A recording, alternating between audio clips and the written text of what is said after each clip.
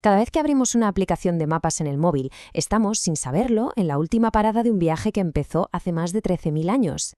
Venga, vamos a meternos de lleno en esta historia alucinante para entender cómo hemos pasado de simples grabados en piedra al mundo entero geolocalizado que hoy llevamos en el bolsillo. Y es que hoy en día vivimos completamente inmersos en la información geográfica. Está por todas partes, cuando pedimos comida a domicilio, cuando buscamos la ruta más rápida, cuando compartimos dónde estamos. Es tan parte de nuestro día a día que ya ni nos damos cuenta.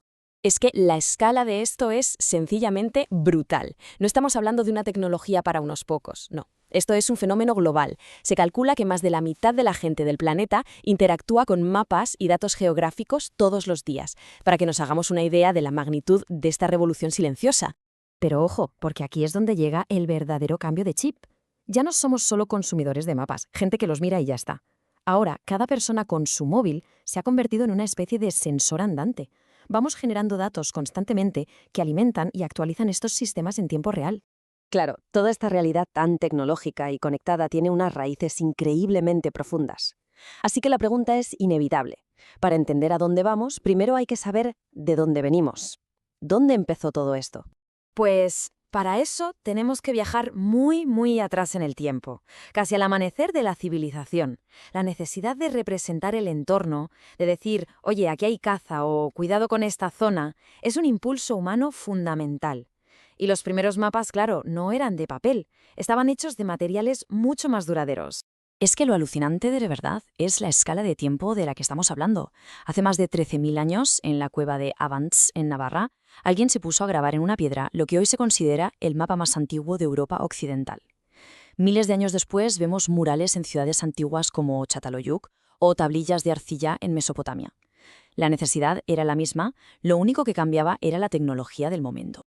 Vale, pero una cosa es dibujar lo que ves y otra muy diferente es medir el mundo con rigor científico. Ese salto de gigante, ese paso de la cartografía como arte a la cartografía como ciencia, se lo debemos a los antiguos griegos. Y esto no fue cosa de un día, ¿eh? Se fue construyendo poco a poco, uno sobre los hombros del anterior. Aristóteles puso la primera piedra para el concepto de latitud. Luego Hiparco desarrolló las mates necesarias para poder dibujar una esfera en un mapa plano. Después llegó Eratosthenes y, de una forma que todavía hoy asombra, midió la circunferencia de la Tierra e introdujo la latitud y la longitud. Y finalmente Ptolomeo lo recogió todo en su famosa obra Geografía, creando un mapa mundi que fue la referencia durante más de 1000 años. Y claro, con la caída de Roma, todo este conocimiento podría haberse perdido para siempre. Pero fueron los eruditos árabes quienes no solo lo salvaron del olvido, sino que lo mejoraron. Esta cita de Al-Idrisi, que es del siglo XII, ya nos deja claro que la idea de una tierra redonda estaba más que asentada. Sus trabajos en astronomía y geografía fueron absolutamente cruciales. Y ahora damos un salto enorme en el tiempo, hasta un momento que lo cambia todo. Un momento en que el mapa deja de ser solo una herramienta para orientarse y se convierte en una herramienta para analizar y salvar vidas.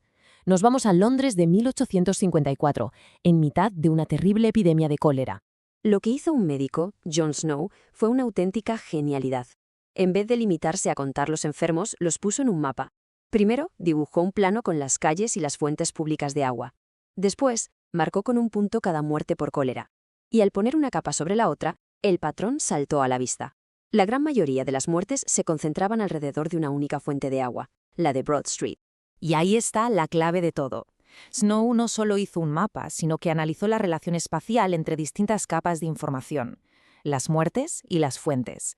Ese gesto, el de superponer datos para encontrar patrones, es en esencia lo que hoy llamamos análisis espacial.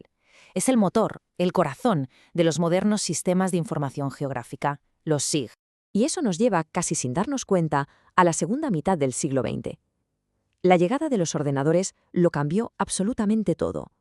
Los mapas, que durante milenios habían vivido en piedra, en arcilla o en papel, estaban a punto de dar el salto al mundo digital.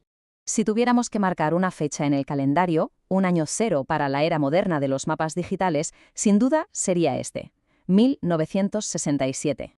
¿Y por qué ese año? Bueno, porque fue justo cuando aparecieron, casi a la vez, los primeros sistemas que podemos considerar los abuelos directos de los SIG actuales. De hecho, el artículo que hemos analizado se publicó en 2017, justo para celebrar los 50 años, las bodas de oro de aquel momento. Y los protagonistas de esta historia fueron dos. Por un lado, en Canadá, un equipo liderado por Roger Tomlinson creaba el CGIS, un sistema para gestionar los gigantescos recursos naturales del país. Y casi a la vez, en la Universidad de Harvard, Howard Fisher desarrollaba SciMap, un programa más centrado en la representación y el modelado. Ambos demostraron el potencial increíble que tenía juntar los mapas con la potencia de cálculo de los ordenadores. Y así cerramos el círculo y volvemos al presente, a un mundo que, seguramente, ni Tomlinson ni Fisher habrían podido imaginar. La revolución geoespacial ya está aquí, pero esto no ha hecho más que empezar. La gran pregunta ahora es, ¿y ahora qué? ¿Hacia dónde vamos? Pues el futuro parece de ciencia ficción. Estamos hablando de analizar cantidades masivas de datos espaciales, lo que se llama Spatial Big Data, de usar inteligencia artificial para que los mapas no solo muestren lo que hay, sino que predigan lo que va a pasar. De ciudades inteligentes donde todo está conectado, de la explosión de datos creados por voluntarios, como en OpenStreetMap, e incluso de interactuar con los mapas a través de la realidad aumentada. En fin, hemos recorrido más de 13.000 años, desde una piedra grabada en una cueva hasta una red global de satélites y sensores en nuestros bolsillos. Los mapas nos han ayudado a explorar, a comprender y organizar nuestro mundo. La cuestión que queda en el aire es, con toda esta nueva tecnología, ¿cuál será el próximo gran salto en nuestra forma de ver y entender el espacio que habitamos?